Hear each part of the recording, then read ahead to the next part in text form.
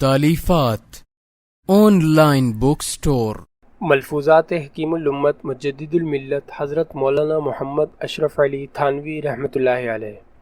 ملفوظ کا عنوان ہے لا یعنی خیالات کی مضرت، یعنی لا یعنی خیالات سے خود کو بچانا اور ان کا نقصان۔ حضرت تھانوی رحمۃ اللہ علیہ کے ہاتھ میں ایک مرتبہ پھانس لگ گئی تھی، یعنی کوئی تنکا جیسے ہاتھ میں چبھ جاتا ہے تو وہ ہاتھ میں پیوست ہو گیا۔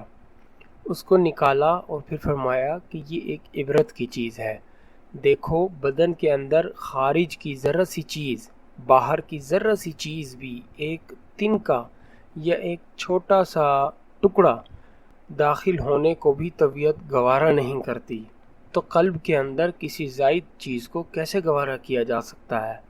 مگر بے حسی ہے جو قلب میں لایعنی خیالات سے تکلیف ہی نہیں ہوتی، مگر اللہ والے پھانس لگنے سے زیادہ تکلیف اسی کی محسوس کرتے ہیں کہ دل میں لایعنی خیالات پیدا نہ ہوں۔ حدیث کے کیسے پاکیزہ الفاظ ہیں جو اسی مضمون کی تعبیر ہیں کہ الاثم ما حاک فی صدرک کا ترجمہ اس طرح ہے کہ گناہ وہ ہوتا ہے جو تیرے دل کو کھٹکے۔ اللہ تعالی ہمیں اس کی سمجھ عطا فرمائے، آمین۔